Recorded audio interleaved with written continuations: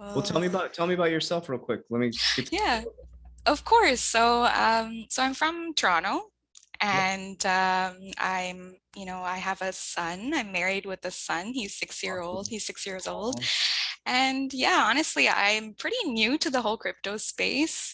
Just February of 2020 is when I actually, came in with my husband, and it's been quite a roller coaster. So, Yeah, yeah.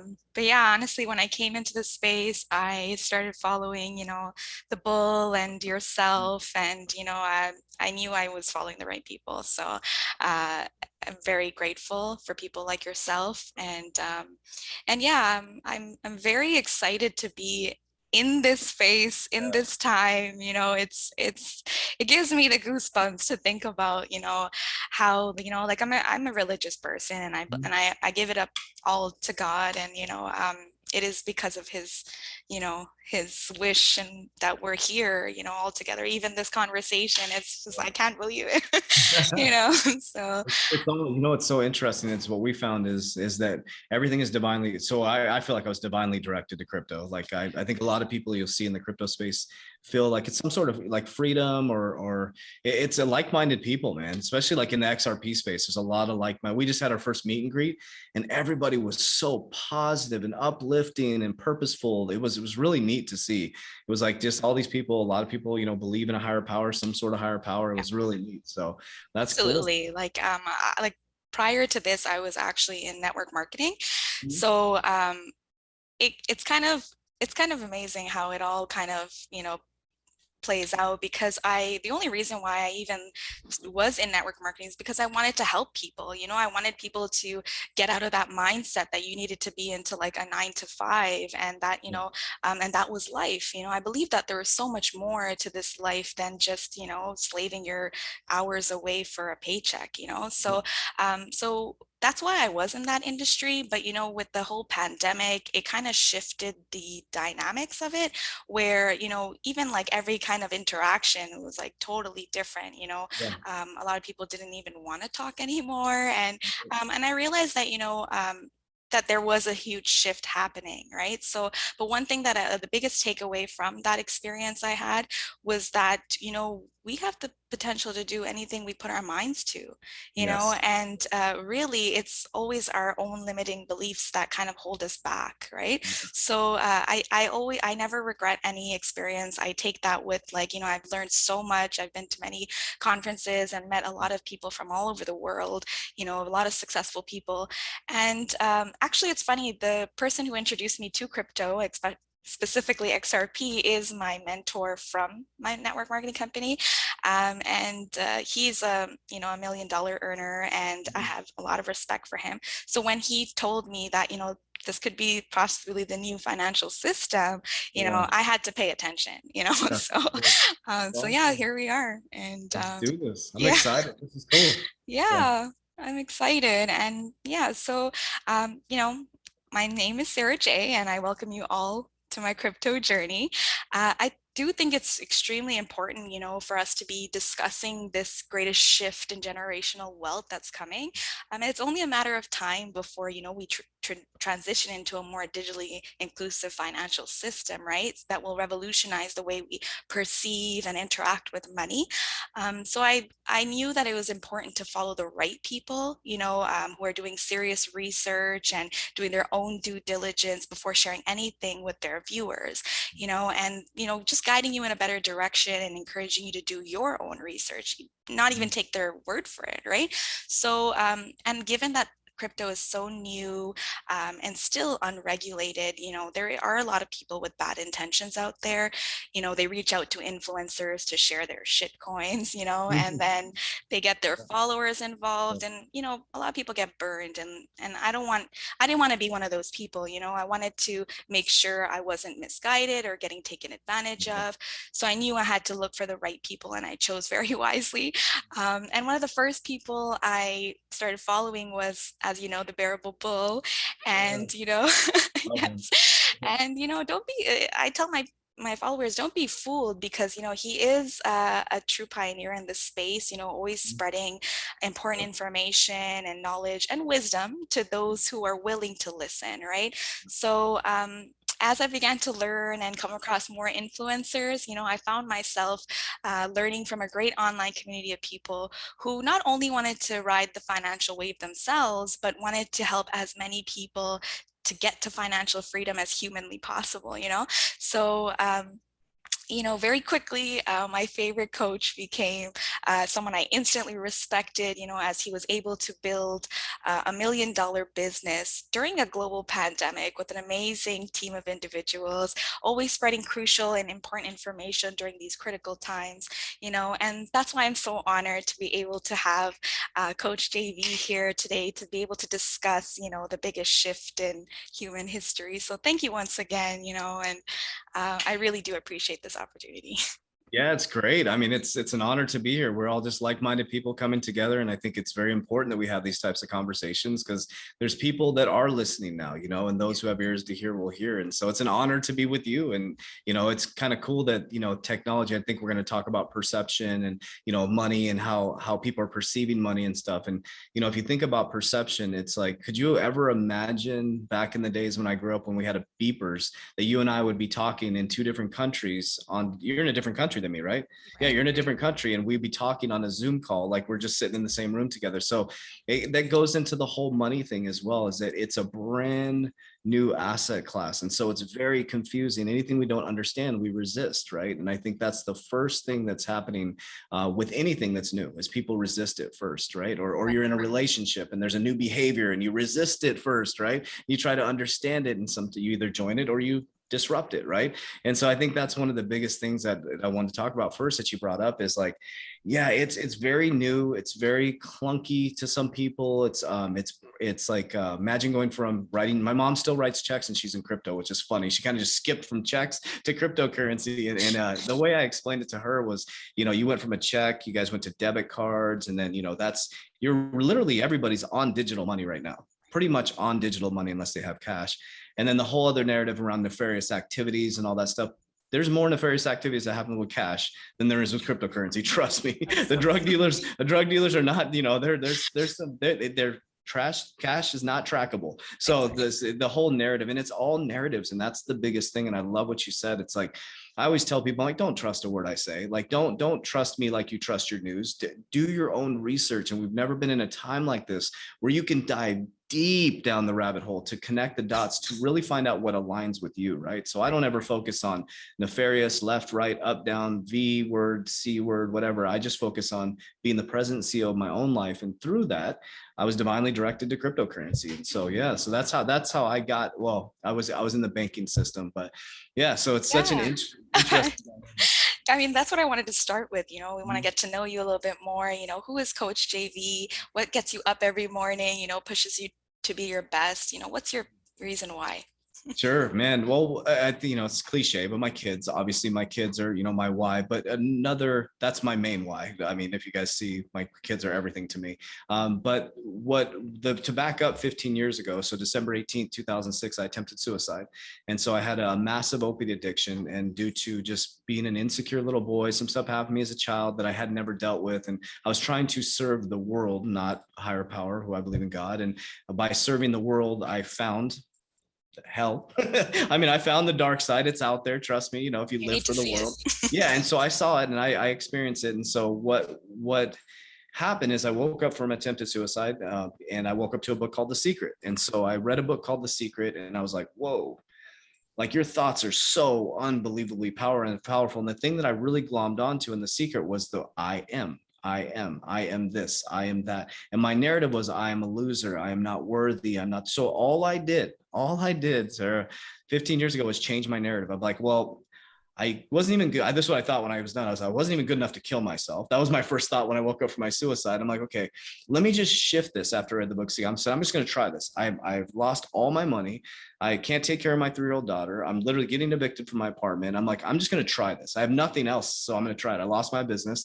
And I just started saying, I am powerful. I am great. I am beautiful. I just kept repeating it and repeating it. And I was coming off a drug addiction and my life just started getting a little bit better. and a little bit better and a little bit better. And then I met a mentor, and the mentor led me to a job, which was at a bank, and they hired me because they said they liked my energy. I'm dyslexic, so it doesn't make any sense. I can't do math. And they were like, when I called my mom, like, Mom, I got a job at a bank. She's like, you can't do math. And I'm like, I don't know. I got a job at a bank. They liked my energy. So I started as a banker at a bank, and that's how my whole journey started. So I started to apply these principles of Tony Robbins. Bob Proctor is one of my biggest. Bob Proctor was just following all these people and plagiarizing from what they did. And so I built a routine, which was what we teach now in our Warrior Academy, our 120-day challenge, because I woke up at a certain time every morning. I'd meditate, pray, work out, and I'd have a meal before even people woke up. And I started doing what the successful people did. I just started modeling them. They're always up early. They're always getting their days going. And so by the time people got to work, I was ready to go. And so there really never was no competition for me. And so I started to really design my own life through vision boards. And then in 2013, I wrote a book called, because people kept asking me I moved up really fast in banking, and people were like, how did you do it? How did you? I'm like, I don't know how I did it. It's weird. I just got here. And I realized in my life, I went from suicide to being now a district manager at a bank. And I'm like, that's interesting. And so I wrote some patterns down what I did. And I wrote a book called The You Must Believe Way of Life. And I'm like, I'm just going to follow my book. And so I started following my book, and next thing you know, I moved up to vice president. I ended up, graduating from college, and I went to get an executive banking degree, which is a CBA. So I learned how to scale banks, and that's when my great awakening happened. So I'm in, the story could have ended there, right? So I went from suicide to VP at a bank, going through executive banking school, and there's bankers from all over the world that attended this. So we would fly to South Carolina, okay? Most beautiful campus in the world, Furman University. Now, we didn't go to Furman. We actually just used their campus to during the summertime to go to school. So all these bankers from all over the world would fly down there. And the first thing I noticed was how beautiful the campus was. Now, mind you, I was getting into fasting back then. I started to open up my awareness to more spiritual side of myself. And nobody would notice the beauty of this place. And I'm like, what the hell is going on? And so we're all in this corporate America mindset. They're going to happy hour every night. People are taking Ambien to go to sleep. There's constantly chain smoking cigarettes. And I'm like, interesting. Why do I feel completely different than these people? And so we're going through banking school, and then we learned how to scale banks. Now, this is a multiple year process. I'll spare you the whole story, but that place, just something about that place in South Carolina had so much spiritual connection to it. The campus was built 100 years ago by hand. And I'm like, I would feel the bricks, and I'm like, okay, so either I'm just a weirdo or something is. And so I really glommed onto, why am I the only one noticing this? And so there was this little pathway up to this little Buddhist temple type thing. Went up there. You couldn't go into the thing, but I'd sit on the steps, and I was overlooking South Carolina, and I got this urge that I had to leave.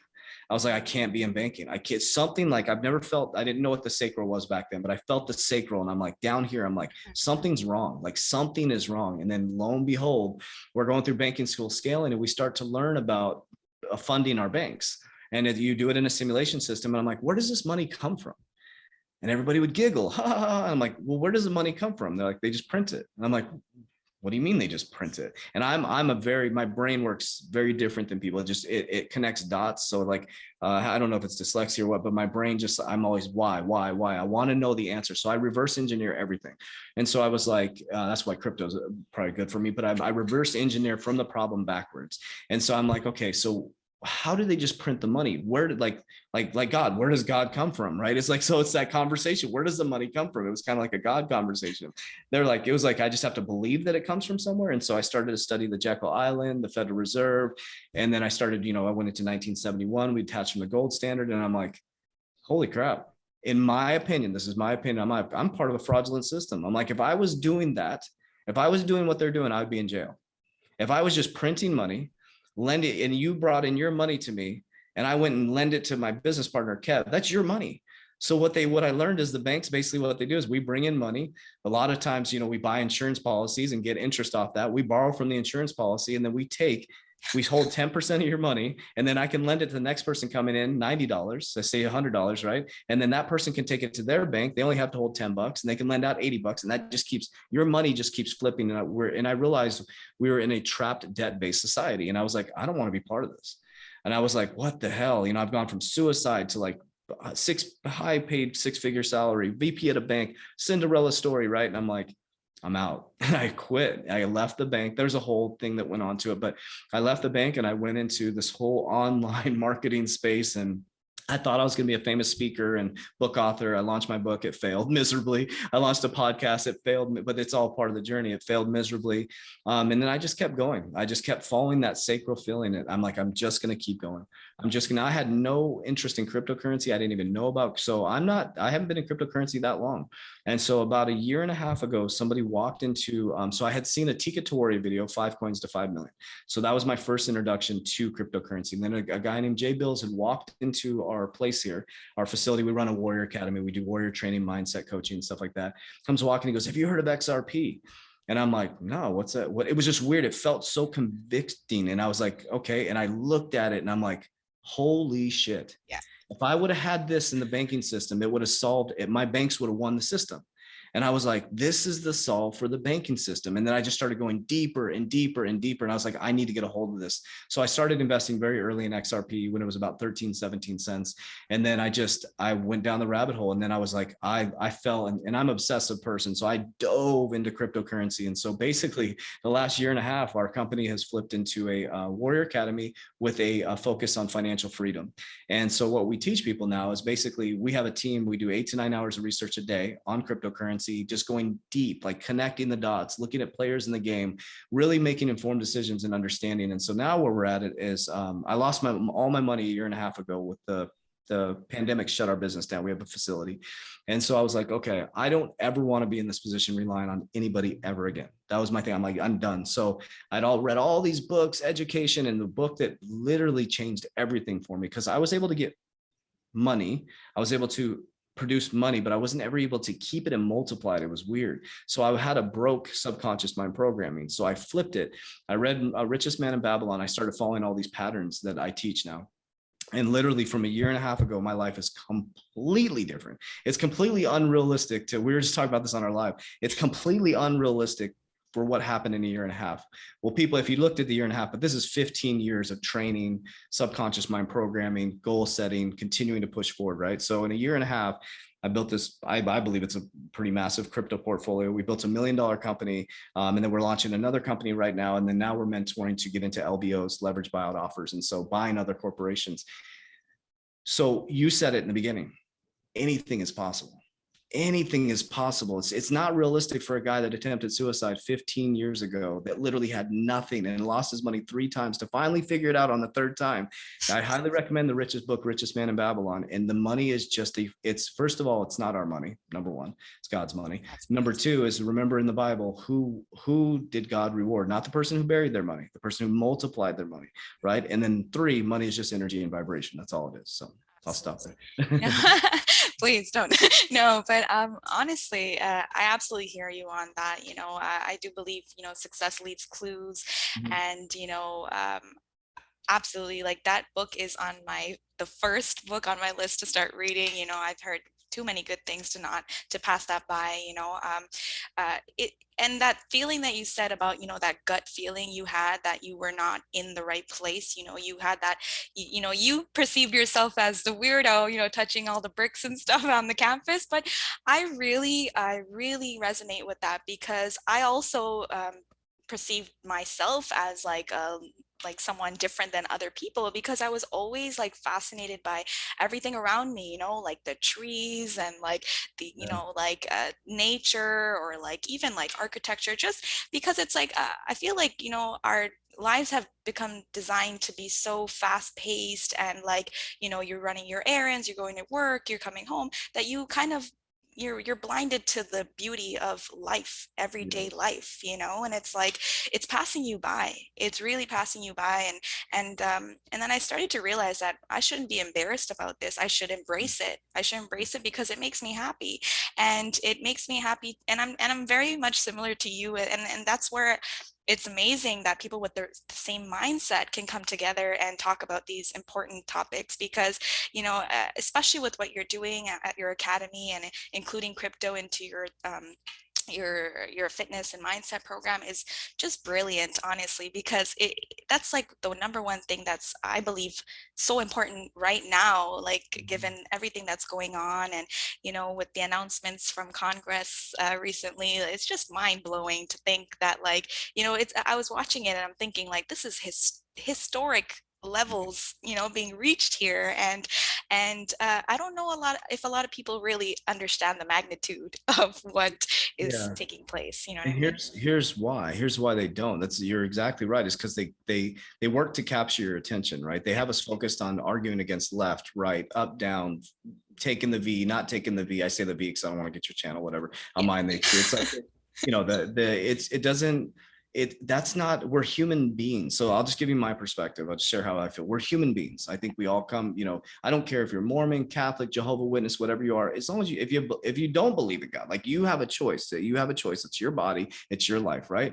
But what they do by design is they get you to argue against your football team. It's by design. And what they do is they get the people to argue and they have you all confused. And as there's a whole nother narrative going on this way, and this is nothing new under the sun. This has been going on in history over and over and over again. And there's a small group of people like us that wake up to this. And it seems so uncomfortable when you try to express it to people who are stuck in the old paradigm. And so I stopped explaining myself to people. I literally did. I was like, listen, I'm going to become, and if you want to come, you can. I will not judge you for what you do. I will not, if you want to stay in the fiat system, that's totally fine with you. But what I found is the easiest way, if anybody's ever facing that, is just become. First, they'll judge you. Okay. First, they'll judge you. Then they'll start to respect you. And then they start to follow you. Then they'll start to say, wait a minute, I want what you have, right? Or not want what you have. I want to be part of what you're doing, right? And that comes from the truth. And it's like experience the truth, because what they're doing is, if you can take away a human from creating, you'll kill them.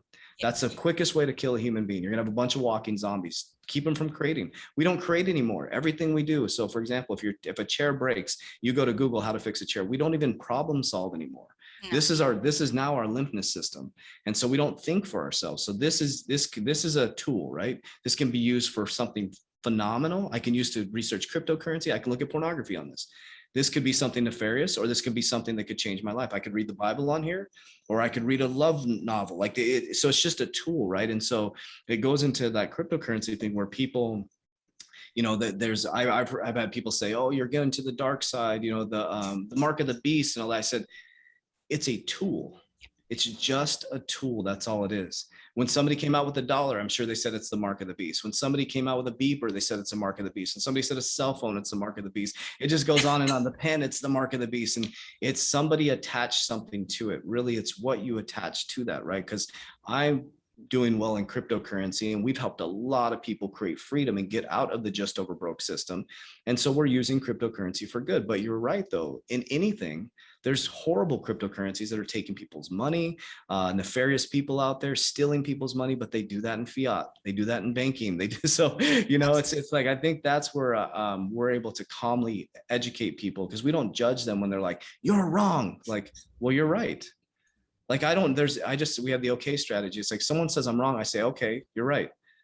There is no argument, because like whatever you believe is going to end up being your paradigm. Right. Exactly. And so it's like that saying, if you believe you're wrong or you believe you're right, you're right. You're right. You know what I mean? So it's like, Yeah. it's what you believe, and that's the power of, your thoughts. And I do watch a lot of Dr. Joe Dispenza. I don't know if you've heard. Oh, I love it. I love him. And yeah. And it's really like mind-blowing stuff that he teaches, that like you can literally change your whole life, and just by the thoughts, the power of your thoughts, and the power of positive thinking. Like, there's so many great books out there, and it's all about choice. Like, I love how you mentioned that, with your phone, you can choose to do what you want, and it's all at your disposal, but the choice, and that's where it's like, I feel that's how we were created, like God gave us this choice in our life to make at every moment, whether it's small or big. They're choices that we are there to make. Like, it's our choice to make, not, and so when the media or, mainstream, or, when they want us to follow a certain narrative and think a certain way, I always like especially since 2020 and beyond, like it's just like it's so blatantly obvious now that like they don't want you to think for yourself, you know, No, like they want no. you to basic, and if you even dare think beyond what the narrative is, it's like you're censored or, you know, called a conspiracy theorist or whatever, you know. And now it's like, you know, I don't even take those terms to heart. It's like, okay, yeah, you call me a conspiracy theorist, I'll take that for as a compliment because it means I'm actually using my brain, you know. Love So it. um yeah, honestly, I mean, uh like I understand, you know, how you got to the crypto world. What would you say was the defining moment that you realized the true potential of blockchain technology? Was that XRP when I saw, because so I learned how to scale banks, and so we had to like scale the bank in this sim system, and so to graduate you had like 3 years and you had to build it. And I was like, man, if I had this, because one of the things we did with our bank, we competed against other banks in the sim system, whatever, and we actually lowered. So back then in 9 years, was that 9 years ago? Oh my gosh, about 7 to 8 years ago. But they were having us focus on fintech, financial technology. We were like, what's fintech? Like we were getting talking ATMs, we were reducing branches. And so I was like, okay, well, let's reduce our branches. Let's open up more ATMs and improve our customer service. And our bank went up the rankings. And I'm like, oh, okay. So we're already reducing people, manpower, right? And we're reducing brick and mortar. So actual cost, overhead, and we're bringing in financial technology like talking ATMs that'll actually act as a regular teller, right? And so I'm like, okay. And so when I saw the XRP model, because one of the biggest things is when you do a wire transfer, it's slow, it's clunky, it's literally it's the error rate is super high, super high. You have a person on this side doing it, and you have a person receiving the money on the other side, the exchange rates, all that stuff. And I was like, I can just move this money like that. I'm like, that makes no sense. I'm like, okay. And it cost $50 million, cost about 20 cents or something like that. I'm like, this is crazy. And so I really started to understand what distributed ledger technology was. And I just drove and I'm like, this is it. Holy cow. And then I had to really reprogram my subconscious mind because there was so much resistance when I started talking about it. Because people like, oh, first thing, cryptocurrency is a fraud. Cryptocurrency is a fraud. Well, where did they learn that from? The news. Cryptocurrency is a fraud. Cryptocurrency is a fraud. Well, so I would think, I'm like, well, where are you getting that from? Like, where does, well, give me some facts. The term I use, facts, figures, numbers, logic. Give me some facts, figures, numbers, logic. They couldn't give me any logic or facts. Well, I heard that it's used for nefarious activities. Share with me any instances, like share. And then, so I just kind of kept my mouth shut. I kept researching and I started investing. And all of a sudden, they went through kind of like we're going through the bear market, and I like money flow reports. So I started creating I'm not a technical analysis, but I started following the money flow. So the Federal Reserve would pump money into the system on Tuesday. I would see a pump in the market, and then I would see the money flow go down, and so I would sell. And then, I would buy. And then on Saturday, when the stock market would shut down in the bear market, the stock market people would come playing crypto. On Saturday, it would pump, and I was pulling off the top, and I started stack. My portfolio just kept growing and growing. And I'm like, this is pretty neat because I could do dyslexic type math, very easy math. And I was like, okay, well, so what I started doing is Kevin and I started surrounding ourselves with a team, and now we have a team of. So one of my favorite things in my favorite book is Think and Grow Rich. But in that book, he talks about, there was a story around Henry Ford when he said, because people think you have to have all the tools to be a CEO or so. You don't. You have to have the right people. And so my favorite is he's sitting there in court, and they're like, you know how to fix cars? Like, how are you? I'm paraphrasing. And he said, I have a switchboard. I can hit a button and someone's an expert at any moment, at any time. And so what we've done is we're experts at surrounding. So I have a technical analysis team. I have a research team. We have people who organize our stuff for us. All I do is research and push out information. And I make decisions based on a gut feeling, based on the team, the infrastructure. And so that was it. It was that XRP moment where I'm like, okay. And then I got obsessed with it too, because I was like, holy cow, this is a really cool group of people. I started meeting the coolest people. I was like, wow, these people are pretty cool. And then it's funny. The funny thing is Bear Bull is one of the people I started watching. And it was cool to have him on my channel just recently, because I was like, actually, I think we were kind of both starstruck with each other, but I was like, dude, like, I remember where I was at when I first listened to his first video. He goes, the averaging aggressive content. I'm like, this dude's funny, man. And I just was like, I like his passion. I like his, and I like the XRP community, their passion, all the crypto people. I think they're all great. What I don't like about crypto, though, I'll show you something I don't like. I don't like, because what a lot of people get into crypto for is decentralization, freedom, right? But then you have people who get tribalism in crypto. It's like, Bitcoin only, XRP only. I'm like, don't do that. Don't come into a freedom type environment and then create tribalism. Like you want, it's an ecosystem of people working together. That's what I see. What I love about crypto is that we can create our own financial system of freedom and take care of each other and help each other. And you don't need an intermediary, right? And so that's the biggest thing that people need to understand that are listening to this.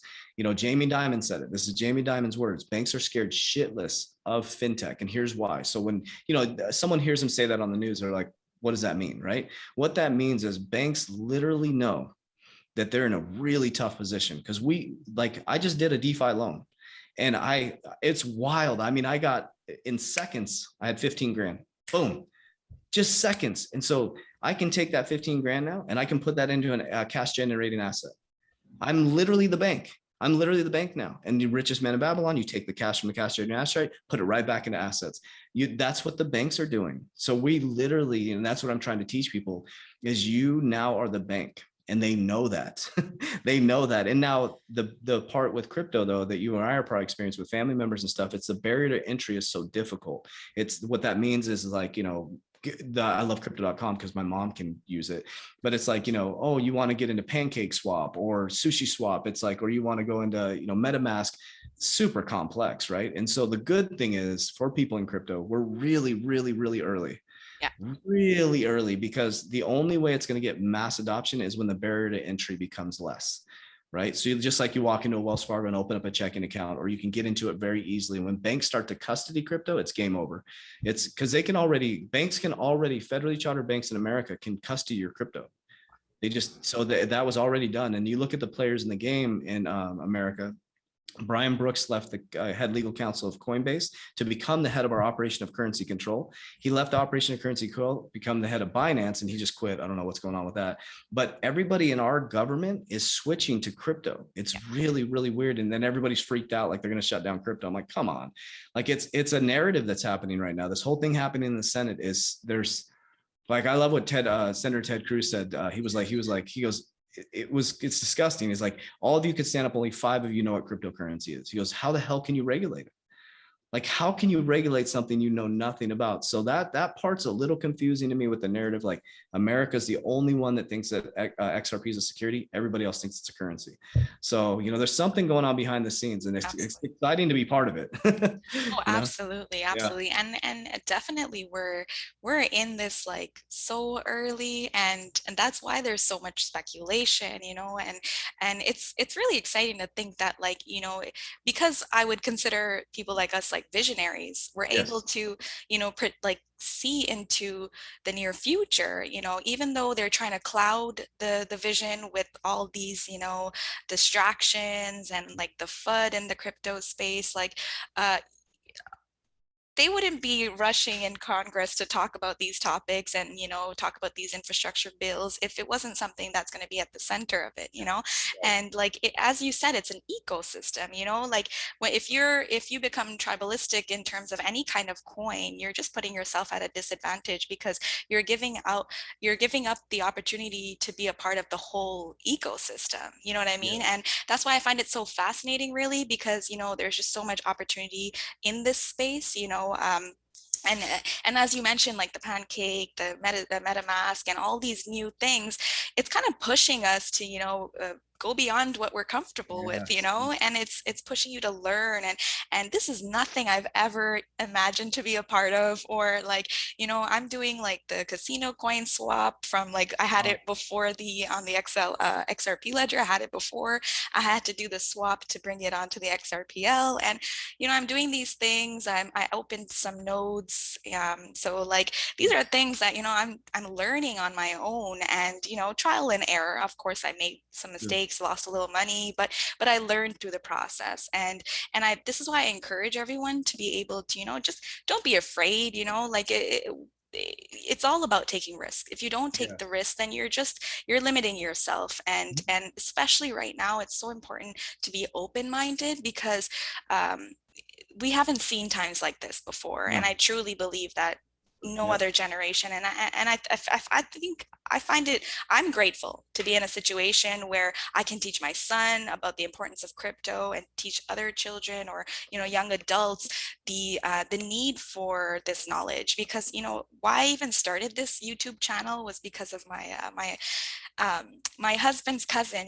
She's only like 15 years old, and she's very worried about, her generation, and she's different compared to, the average teenager, and she's thinking like, what are we gonna do, what is the world gonna look like, and so she inspired me to, like, take what I've come to learn. It hasn't been that long, I'm still learning, and that's why I invite people with me on this journey, because I'm learning every day, through people like yourselves, and we can learn from each other, and so that's why I'm here. And it really hit my husband and I like a ton of bricks, because we knew something was off. The first month into the pandemic lockdowns, we're like, one by one, we started to come across different professionals and viewpoints, and we started to kind of see the illusion for what it was. I remember coming across the Great Reset video by the World Economic Forum, and I remember thinking, like, why haven't I heard about this organization before? And why does it suddenly feel like our lives are like chess pieces in this game that we didn't even know was taking place? So it kind of brings me to the next question I want to ask you. Like, how would you describe the fourth industrial revolution, and why do you think it's important for people to be aware of this? That's a great question. Okay, so that's the biggest. So, well, we're both learning, right? So it's like, I've been preaching. We're going from third to fourth industrial revolution, and there's the big thing where I keep saying, and I was parroting or paraphrasing, with the biggest shift in generational wealth, and my mind just got blown, because I now am mentoring with somebody who's really teaching me what the biggest shift in generational wealth is. But this is what's happening. So we're moving from third industrial to fourth industrial revolution. We're moving from industrial to technical. That's happening. You can't stop it. Yeah, I don't care how much you resist it, you can't stop it. So we're moving from web 2.0 to web 3.0. So imagine the web before is you entered information in, and now the web is communicating with us. So now people are questioning the various activities with crypto, but they're talking to their Alexa. It's like, come on. That's how I help people rationalize it. I have a great story about this, and I'll tell you in just a moment. But so basically the fourth industrial revolution is, we go through, the first to second, second to third. And so you had steam engines, you had all, it's how it works. We're just moving, but people get really uncomfortable with the massive amounts of change, right? But the shift in between industrial revolutions is where some of the richest people in the world are created. And it's the visionaries, you said it, it's the visionaries, it's those who can see beyond the veil and look and say, okay, this is where we're heading. You're not going to stop it, right? So you have a choice. You can go out to the forest and just build a tent and sit out there and resist it, or you can join it and do something good with it, right? Because the way that I think about it too, like everything, people are like when people question manifestation, right? People are like, oh, manifestation's evil. And I said, well, if you have to go to the store, like I have to go to the store, that's a thought. You thought about it, and then you drive to the store. That's manifestation. That's manifestation. It's that simple. You're literally like, I have to go to the store. You had to think about it, and you had to get in your car. Then you end up at the store. That's how simple manifestation is. It's like, you're either saying, I'm going to have a crappy day at work. I hate my boss. Well, guess what? You're going to have a crappy day. And so like Kev calls it manifestation in reverse, right? We're all professional manifestation experts in negativity. It's when you flip it to positivity, right? So what's happening with the third to fourth is everybody's like, it's nefarious, it's bad, because they want you to think that as they're getting set up for the next. Okay, so now the Great Reset is just that. We're moving from industrial, gas, oil, we're moving into solar, wind, cryptocurrency, from fiat currency, right? It's going to be a CBDC, a central bank digital currency. Currency is going to look different. The way you interact the way you date is going to be different. The way you drive your car is going to be different. It's just, we're going into the Jetsons, like the cartoon, the Jetsons type. And so that's basically what it is. And they call it the Great Reset, and they're packaging it up in this Paris deal. This is where my research goes really deep, right? So they're packaging it up in this Paris deal, which is zero carbon to protect the environment, right? Okay, so let's pretend it is for good, right? And so they're protecting the environment. They're going to save the world, and all these really, really wealthy people are just all about saving the world. It's a really good thing if that's really what they're doing. If that's really what they're doing, By 2050 will be zero carbon. And so basically what's happening is the companies that you all work for, people listening to this, your companies that are corporations have to start to move into a zero carbon environment, or goes back to money, or they will not get their funding. So they're going to have to start buying carbon credits. Well, guess what? Guess who's going to be able to bring them quickly into a carbon free environment? Blockchain, cryptocurrency, all that stuff is, there's cryptocurrency. XRP is part of the cryptocurrency climate accord, which is part of the Paris Agreement. Like, it's all connected. And so like when people are like, man, it's never going to happen, I just want to grab them and just like take them, like, come on a journey with me. And the Great Reset video, it's funny, the same thing, that's what made me go down the rabbit hole. Now remember, the World Economic Forum was created in 1971 January. We detached from the gold standard in August 1971. Okay, and that's when this all started. And so we became it's almost like they started the collapse. Then they started printing money into infinity. We became a debt-based society, right? As they started building the World Economic Forum, which is some of the richest companies in the world that are connected to the World Economic Forum. They're making huge financial decisions for our world, right? You know, you got Christine Lagarde, you got Klaus Schwab, you got all these people who are very, very, very wealthy people, right? You got the Bill and Melinda Gates are connected to it. Now, what if it is for good? What if, okay? Now, what if it isn't? Okay, the only thing you can do is do what they're doing. Get involved, get the wealth, and change the narrative. That's all you can do. Or you can bitch and complain about it. You can sit as an armchair quarterback and complain about your team. Like, I always tell people that complain about their football team, oh, that quarterback, I said, then go try out for the football team. Yeah. That's what I tell them. I get so pissed. I'm like, go try out for the football team or stop complaining about it. Absolutely. I said, go try out for the football team. That's the only way you're going to change it. Go do what that person does. You think you can get in front with 300-pound linemen coming at you like that? I'm like, so it's like, complain about it or become it and change it. Yeah. And so like, that's the thing. So the shift. So like you said, our kids won't even go through this. Like, we're going through a couple different things. We're going from third to fourth, and then we're going through the biggest. So I actually got chills because I just brought on a mentor that, it's all by just like this type of stuff, right? I meet you, and then I meet another person. We meet. That's why I'm like, yes, let's do the interview. Let's go. I want to get to know you. I want to connect with different people. I've met the coolest people doing this YouTube channel, right? And so, okay, so cryptocurrency is a big part of that, a big part of it. But there's a whole, so 45% of the wealth is tied up in 35% of the population, the baby boomers. The baby boomers hold 45% of the wealth. And guess who's having trouble transition to cryptocurrency? The baby boomers. Yeah. They're like, no, that's my parents. They're like, what are you talking about? And so there's all this wealth that's tied up, right? And it's going to at some point transition to crypto or blockchain at some point. And that's going to be huge, create massive price appreciation and demand. But also there's a whole nother realm that's happening on the back end, is where there's going to be tons of baby boomers selling their companies that are very profitable. That now remember, debt makes the world go round. A lot of these companies are paid off.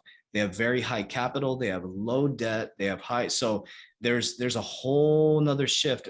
Basically, the shift is that money has to flood down to us. It's going to flood down to some people, and I'm going to be going after it. And so like I hired a mentor to go through that program. And so what we're doing is we're teaching like cryptocurrency, like crypto's a part of it. But when you get those profits, the richest man in Babylon, right? You got to take those profits and get them into assets that are going to generate cash. And when it generates cash, you go buy more assets, and you just keep doing it. It's weird. I've been doing it for a year and a half, and you don't need money anymore. Because you're running money like God wants it to be. Multiply it. Don't bury it, multiply it. And then all of a sudden you don't even need money. It's the weirdest. It's all energy. It's all because you're showing money that it's fluid, right? You know, you don't want to put a dam to money. Dam, you know, like they dam. It's currency. It wants to move. It's currency. It's a current. So yeah, no, absolutely. You know, and it's really powerful when you think about it, because you know if you focus on what you focus on will multiply, right? So if you focus on the lack of money, then it's kind of like you're just going to be going down that spiral, you know what I mean? But if you focus on abundance and like, you know, and you don't like in a positive way, then you'll be bringing, like, that's what God has taught us, you know, that focus on, this is like you said, it's God's money, it's not our money, right? Yeah. So if you focus on abundance and you're grateful for what you have, you'll get more. When you multiply it, when you put it into assets that will generate more money for you, you're making your money work for you now, right? Yeah. So this is see the federal the central banks and the banks of the world, like they understand how to make money work for them, Yeah. right? So they've, and like you said, like we're becoming the banks, we're like mini banks, and it's very hard for people to grasp that concept, because it's like what do you mean I'm a bank, like, but Yeah. it's, you can become your own bank, because now you're operating like the banking system. And now due to this decentralization, like instead of thinking like, hey, yeah, this technology is here to like get rid of the whole system, it's not going to happen. It's not getting rid of anything. It's improving and making it more efficient and bringing the global economy together to be able to, you know, let's say like a level playing field, and like you said, like it can be what they're saying, like, hey, they want to do this, all these good things, but what we can do is do our part. You know what I mean? We can only do our part. We don't know what their plans are. We can only stay afloat and do the best that we can, and whatever happens will happen. But a few weeks ago you were talking about the shemitah cycle in one of your videos, and Yeah. now that we're approaching another 7-year cycle, and it Yeah. really caught my attention. Like it got me researching, and I came across the most amazing and interesting things, and it really resonated with me, because I was able to look over the last like several hundred years and see that like every 7-year period a drastic event happens in the world that has like a direct impact on the world's economy, Yeah. and so seeing that the World Economic Forum is now marketing the Great Reset like it's a new phenomenon, it also makes me think like that they're using this natural occurrence to further push their new agenda, new world agenda, So given your banking experience and, what everything you've come to learn so far, how do you think this reset cycle will play out, and what effect do you think it'll have on Oh, cryptocurrencies? great question. So I'm going to be completely transparent with you. So I actually learned about the shemitah. I was a banker for 12 years, didn't even know about it. I just learned about it from Waters Above Crypto, who was on my channel. And I was like, how did I not know about it? Because it's really big in banking, I guess. It's really big in banking. I did not know that. I had never heard about it. And so, of course, me and you, like we do, I dove deep into it. I'm like, holy. So let's break this down. So like, I think I might get the date wrong, but I think the shemitah starts September 6th or 9th, one of the two coming up, right? September 6th or 9th. So it's a 7-year cycle. And so what I understood, and I'm an infant in understanding this, okay, but from what I keep reading and I keep understanding, is that the cool thing about the shemitah is that the 6th year, the awakened people get presented with something that is going to help them prosper in year 7 to feed them for the next 3 years. And I thought, holy crap, crypto. I mean, I got chills. I was like, crypto. Yeah. I was like, because what's happening right now, if you look at the financial system, the stock market's overvalued by 234%, the Warren Buffett indicator, right? Our gross domestic product, our GDP, I think is at 119%. So if America went into, and we're the world reserve currency, if we went into a car dealership, we'd get declined. So America, if we sold all our products and goods and services, we cannot pay off our debt. So we're flip-flopped. We're in a negative GDP. Our stock market's overvalued by 234%. We have now, what that means is when you say about the Warren Buffett indicator, is that you have a bunch of billion-dollar companies that are not even putting products and service into the economy. It's because of all the bailout money.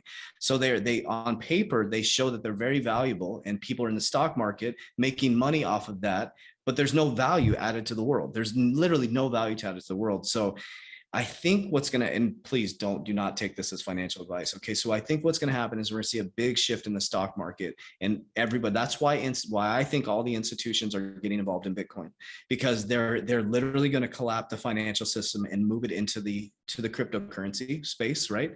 And so that's where the biggest shift is going to happen. Like there's going to be this massive shift into the cryptocurrency space. It's going to create a whole new slew of millionaires and billionaires. Right. And then the baby boomer wealth is going to transfer down, right? So those who can capture that wealth as well. So there's a 7-year shemitah. Also in cryptocurrency, the 70,000th block since the Bitcoin halving is the beginning of September. So after the Bitcoin halving, the 70th block, you usually see a parabolic move. So it lines up exactly with the shemitah. I was like, when he was telling me this, because I was thinking of so the Bitcoin halvings every 4 years. After every Bitcoin halving, about the 70th 70,000th block after the Bitcoin halving, there's a parabolic move. That's where we saw Bitcoin goes straight up. And so it's supposed to happen in September. And then I learned about the shemitah. I'm like, wait a minute.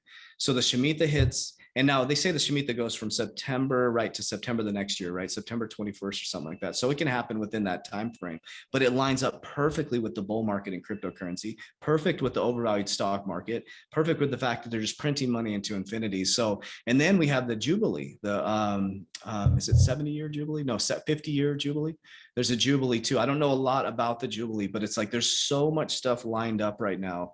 It's wild. And then we went through December 12th last year. We went from a December 12th or December 21st.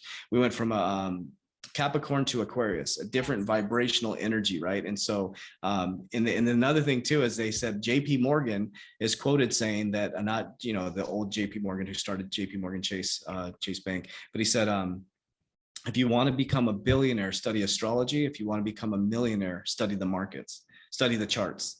And so they follow astrology, they follow God, they follow like biblical stuff. And so the shemitah comes from the Jewish sector, and so they follow it religiously in regards to that. So that's what I know. I'm still studying it. It's like there's so much knowledge out there. And then I have people that like I'm open-minded. I want to learn from everybody, because I had somebody who does geometry come on, and people are like, I love God, I follow life of Jesus, and people are like, that's evil, it's demonic. And I was like, well, who created numbers? Who created words? Like God created. See, this is where I get the little kind of where okay, so like everything was created by God, I believe, right? So every single person, every single thought, every single book, every single, even dark, right? Like something happened. Like, so if someone's evil, right? God created us, right? So if somebody's evil, that's a manifestation of God, right? It's God's creation, but God allowed us to have free will. And so I'm like, so I don't get caught up in people like the nefarious. That's why I'm going to assume that the World Economic Forum is trying to create a beautiful world for us. That's what I choose to assume.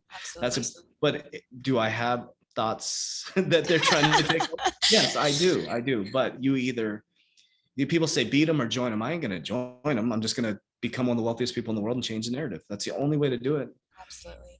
So. Absolutely. No, I agree with you, because, the way I look at it is like, when you mention like the darkness, yeah, God created light and dark, right? And how could you appreciate the light without the darkness, right? So it's like, and especially now, I feel like it's always been this way, but especially now, it's like good and evil, light and darkness. It's like, it's so convoluted now, and so like they overlap so much that like it's very hard to really fully be in something that's 100% good or 100% bad, or like it's all connected, you know what I mean? So like you could be going to a job for your whole life doing something good, but you have no idea, maybe the owners of that company do something really bad with all the earnings from the company. You just don't know, like you can try to live, all you could do is try to your best to live a life of goodness, or or stay on the path that you wish to, and this is why I find that many people,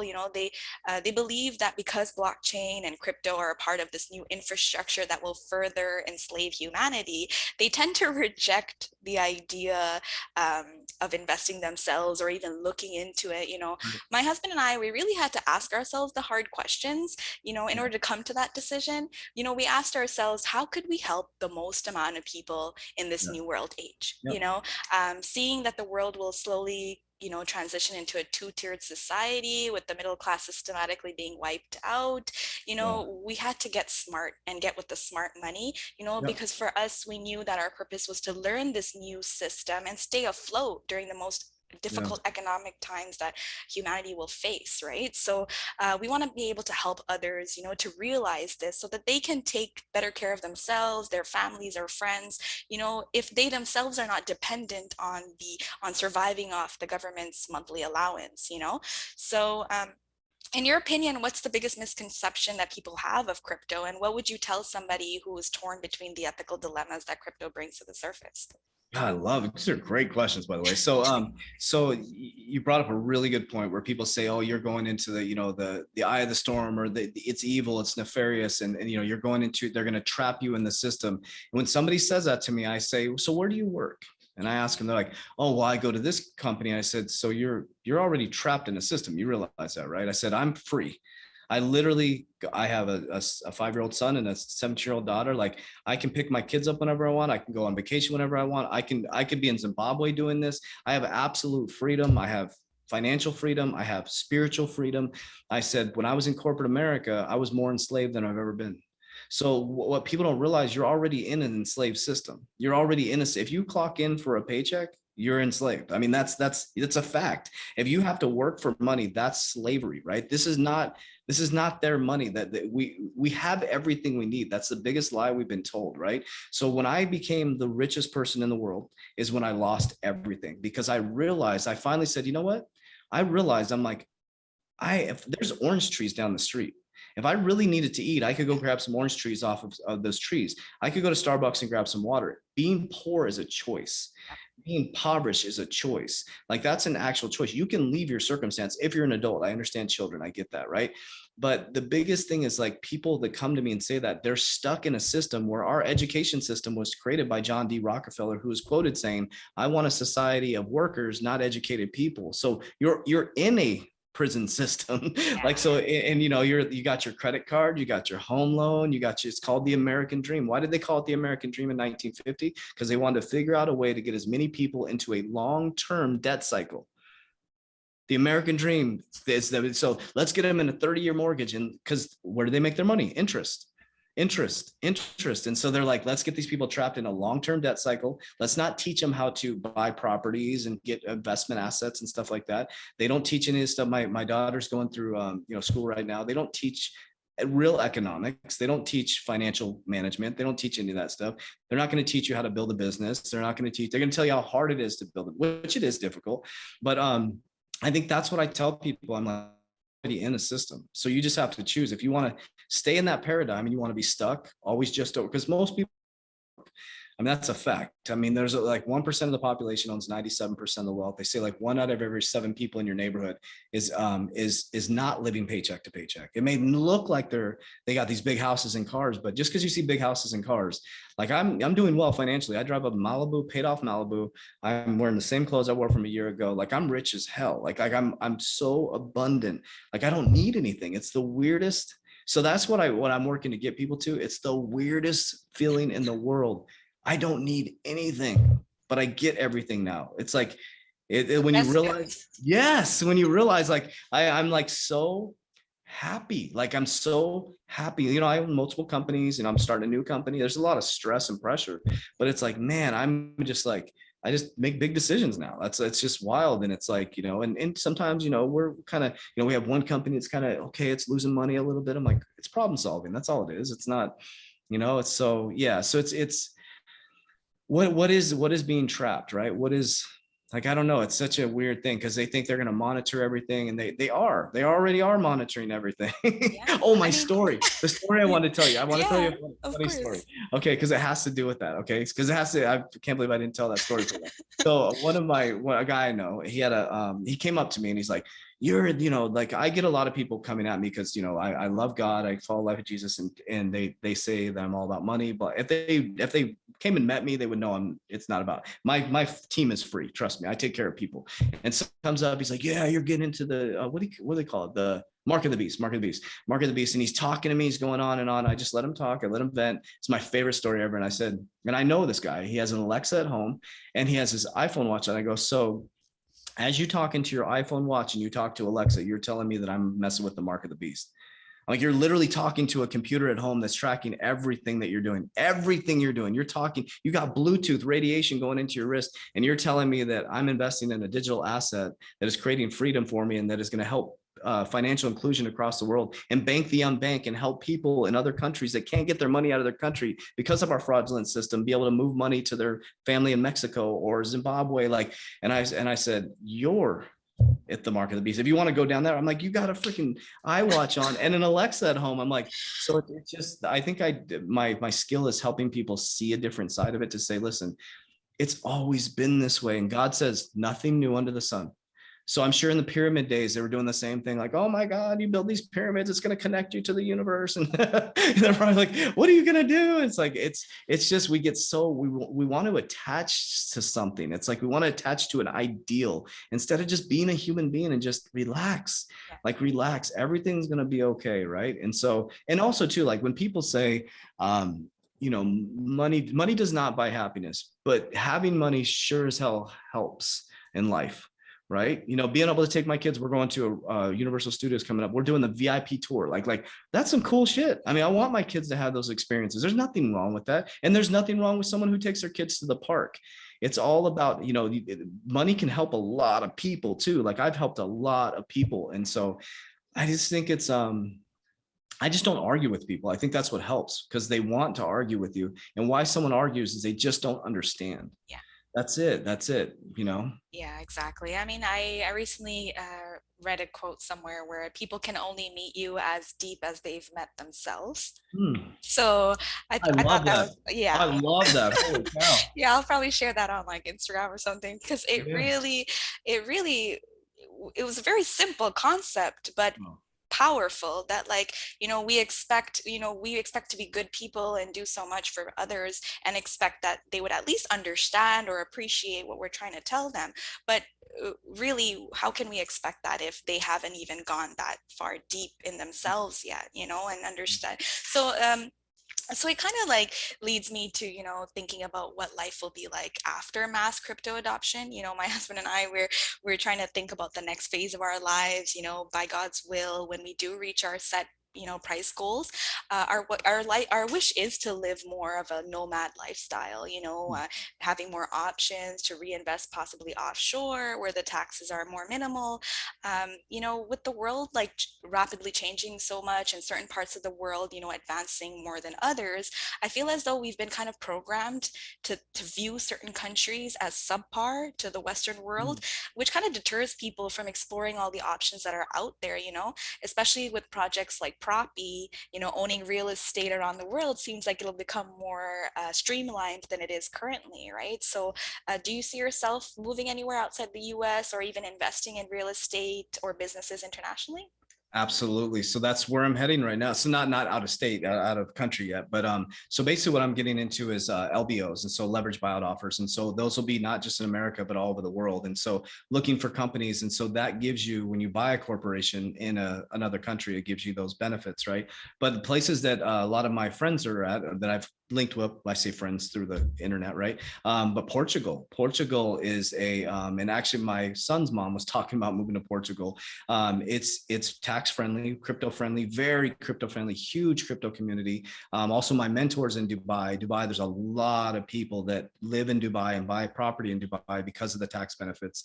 Like his coaching system is in Dubai because of the tax benefits. Yeah, so that's, I definitely am gonna have multiple residents for sure. Like I'm excited about buying companies. That's what I'm so excited, because that's where the wealth comes in, because so that's where the biggest shift in generational wealth is these corporations that have been built by baby boomers that are sustainable though, right? Because you brought up a really good point that 40% of the population, so the middle class, basically 40% of workers are going to get wiped out in the next 10 years. That's a fact. I mean, that's a fact that it's going to be leveraged towards technology. So people should really be looking at their skill set. If they don't want to get into crypto, that's fine, but really start looking at your job and ask yourself, based on technology and where we're heading, just watch the movies. They'll tell you where we're going. But I'm serious. Ready Player One, watch that movie. It will, watch the first part of Ready Player One. It like literally, so my business partner, Kev, he's a movie dude. And we're actually like, we do deep analysis of movies. I don't know if they're like predicting or they know something, but it's like they predict where we're heading. It's wild. It's really wild. But I've lost my track on that. But oh yeah, so yeah, I want to be all over the place. I want to be I'm really disappointed with America. I hate to say it. I'm an American. It's so disappointing. But America is a corporation. That's what it is. That's what America is. It's a corporation. People think it's a country. It's a corporation. It's literally a corporation. It's the president is the CEO of our country, and it's a money-making machine. That's all it is. And so it's like our corporation right now is about to go bankrupt. I mean, Canada's in the same position. Germany, I think, is in the same position. We've never been in, so just to kind of recap that, we've never been in this type of position globally ever. this is a global pandemic, like, and not take out the C word, but it's a global financial pandemic. And all these countries are racing towards a CBDC, trying to get ready for this, because if it collapses, they lose their power. They totally lose their power. So CBDCs are super beneficial for them, like really is, because what people don't realize is once you have a CBDC, you move closer to the central bank and away from the commercial bank. So the commercial banks are in a feverish run trying to get involved in cryptocurrency and be able to whether it's trading your cryptocurrency for you, custody your cryptocurrency, providing customer service for your cryptocurrency. Banks, commercial banks are just going to be customer service banks. That's all they're going to be. Financial advisors, I would highly recommend they start looking differently, like, because we're our own financial advisors now. I mean, it's wild. Like, I'm my own financial advisor. I built a better portfolio than my financial advisor ever could have. Like, it's wild. So, but anyways. And Yeah. the benefit of having your own say in all of it is that your risk level, and you know yourself the best than any other advisor. And now you're in charge of your own finances and your families. And going forward, you're helping thousands of other people do the same for their own families, and they're leaving a legacy behind, right? So it's very interesting because um, like to think, like you said about the movies, how they're they're trying to like tell you something that do they know, or it's predictive programming, right? It's like and now anytime my husband and I sit down to watch a movie with our son, we see the predictive programming. And it's like just yesterday we watched Richie Rich, like a super old movie, Yeah, yeah. and it was crazy because they're talking about the V, and like, yeah, and I'm just like, Holy cow. this is like years ago. And like but there's like countless moments in the movie where we're like, wow, like this is something. And now we look at it not for entertainment but for like education, to see Yes, like yes. like Yep. that show that was on Amazon Prime, Utopia. I don't know if you've heard of it, but wow, it's a lot of predictive programming. It's pretty much, it was canceled after the first season because it was just like nail on the head pretty much. Like I do recommend you take a look at it. It's only like a couple of episodes, but it's kind of dark, but I guess it kind of reflects what's taking place. Yeah, But yeah. taking it back to 1971, when you're talking about when the dollar was removed from the gold standard, it actually like put it into perspective for me, because my father was he was a freedom fighter in the war in Bangladesh, the liberation war.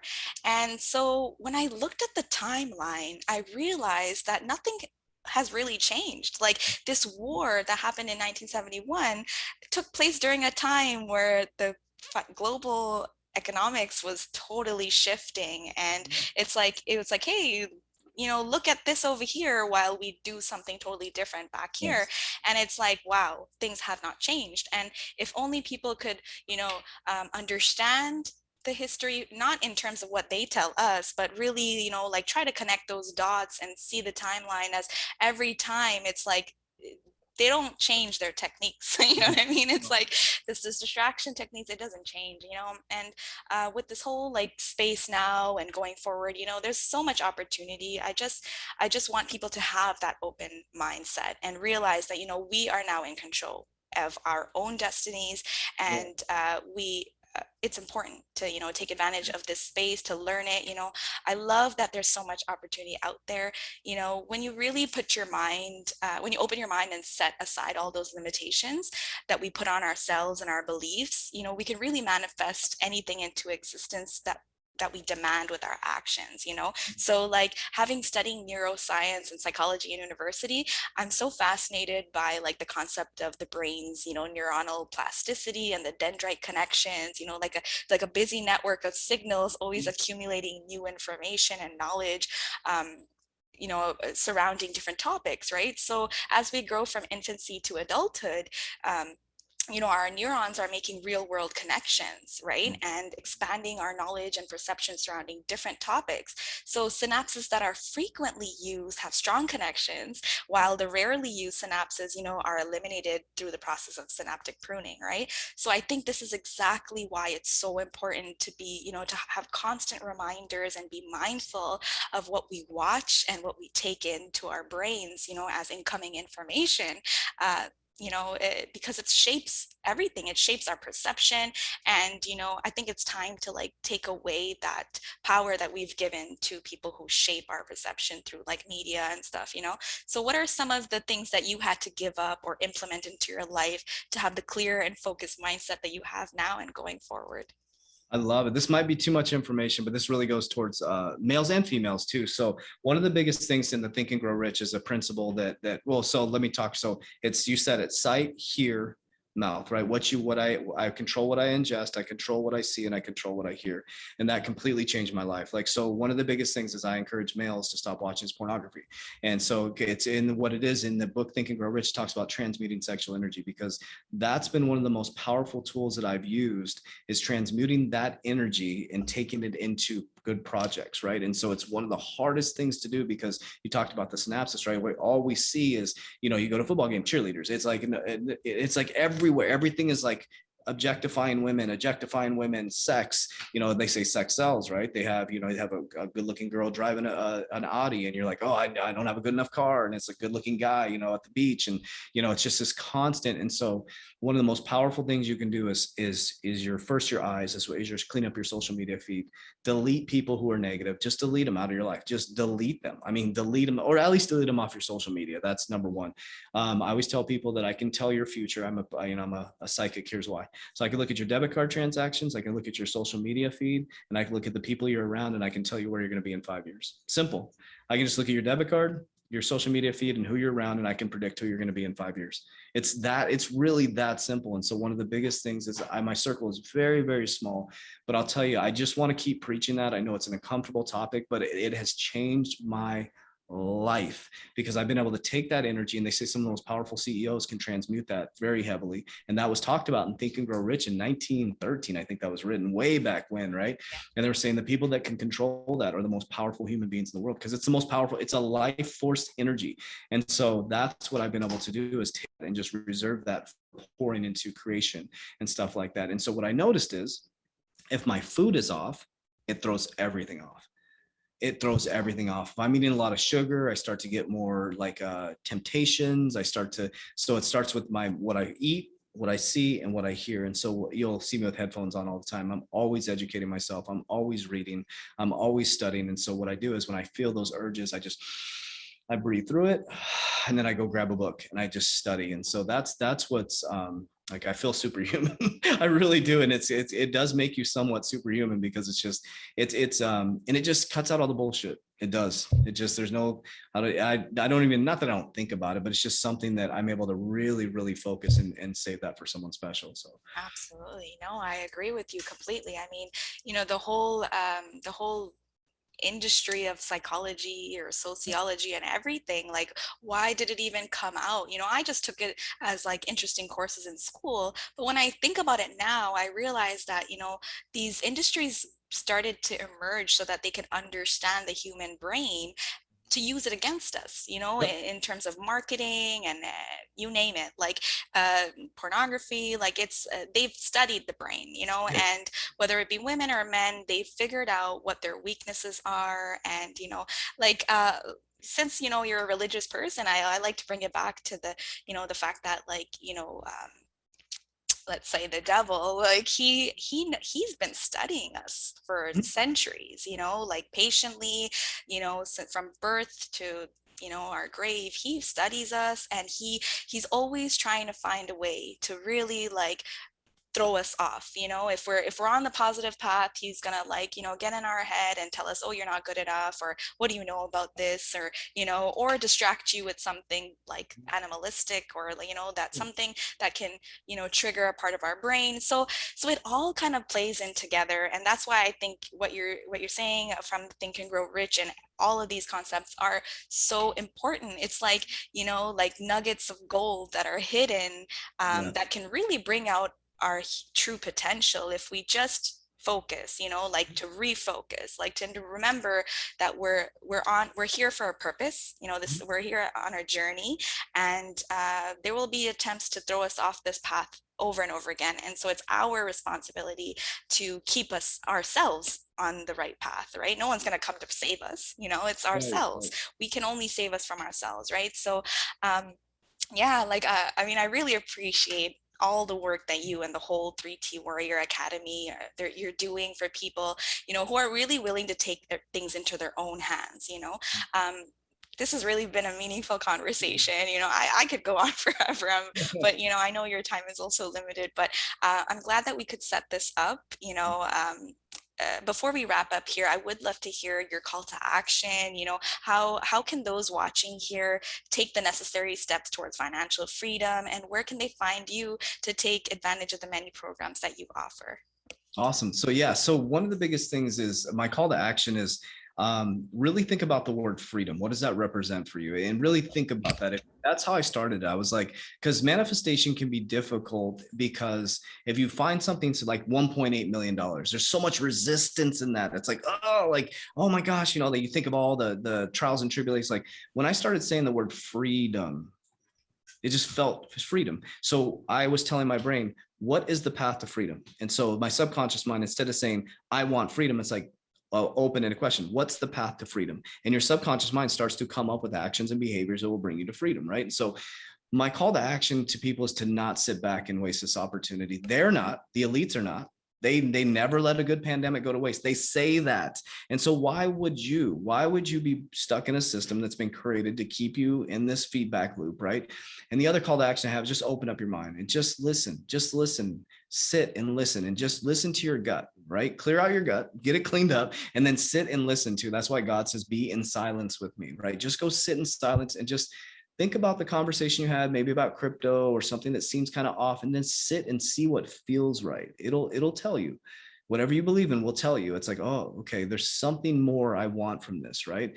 And so how people can find me, the easiest way is if you go to Coach JB _ on TikTok, Instagram. Our YouTube channel is 3T Warrior Academy Crypto, and you'll find everything there, the links in the bios, all that stuff. And yeah, we're here to help people, and I'm honored to be on your channel. I think it's great that what you're doing. Number one, stepping outside. Number two is being a role model for your son, being a role model for women too. I think that's freaking amazing that you're stepping up into that. And I think it's just important for all of us just to, I always say warriors rise, because it's time for that warrior spirit to rise. Because the thing is, like, we've always been free. We've always been free. We've always had free will. We chose this life. So I want people to understand that. Like, nobody did this to you.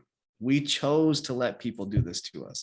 So you have a choice to not let them do this to you. Like think about it. 1% of the population owns 97% of the wealth. There's 97% of us. Like if we really rose up, we could change the narrative. But like people are just that's how powerful the 1% is, right?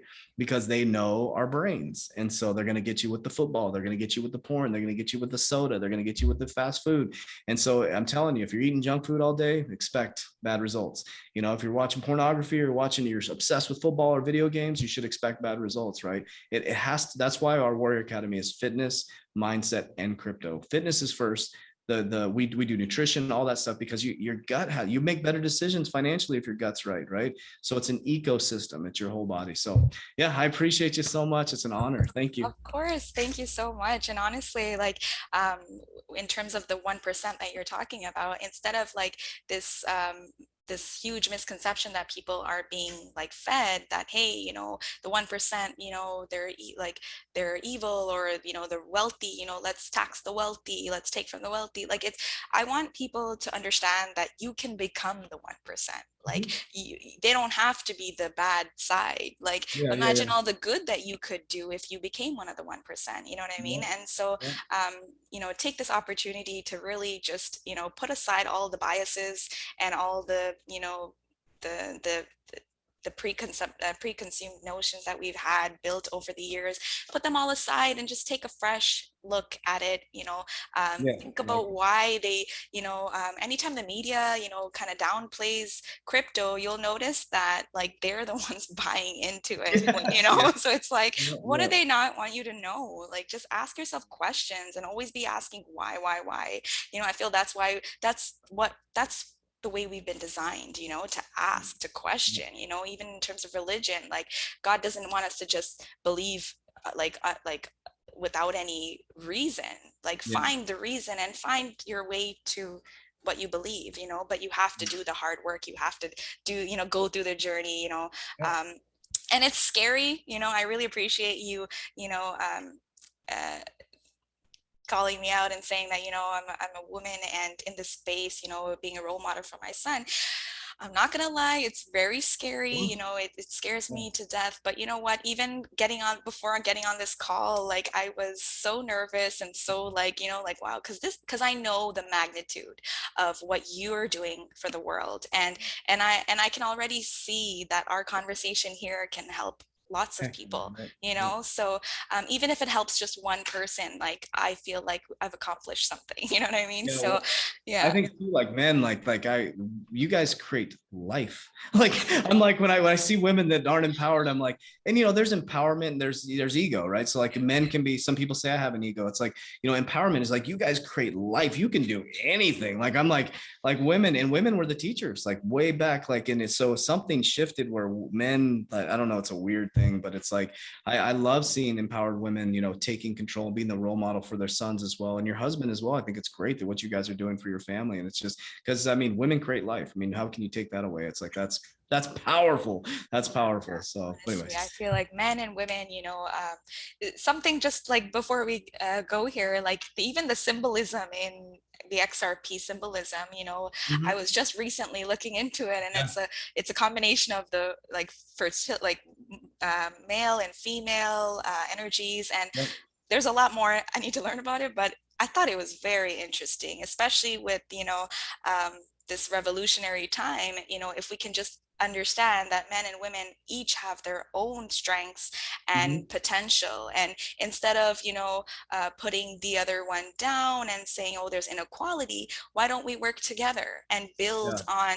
on what we're good at, and come together and bring and to strengthen this ecosystem, you know what I Yeah. mean? Yeah. So, yeah, So so yeah, it's in it seems like inequality because we're out of balance. That's why, because it's yin and yang. That's the only reason it seems like inequality, because we're all out of balance. We're all eating like crap. We're all watching crappy shows, and so we get this inequality thing when it's actually just yin and yang. It's eco. I don't care what your preference is. Like it's just yin and yang. It's yeah, just light and dark. It's like you said. You'd have no idea what it's be rich if you've never been poor. You'd have no idea to be sick if you've never been well. And so it's the inequality comes from out of balance. That's all it is. And so we start to pick sides, and it's like we're all humans, man. exactly. And that's why I'm glad, that we could have this conversation. And I thank you once again for joining Yep. me today. I hope we can do this again sometime. For daily motivation and education, please go ahead and follow Coach JV on YouTube, TikTok, Instagram, Twitter. I'll leave all his links in my bio. And thanks again, Coach JV. Yes. Until Thank next you. time, you have a We'll talk to blessed you soon. day. Okay. Bye bye. Talk to you soon. Bye. Talk soon.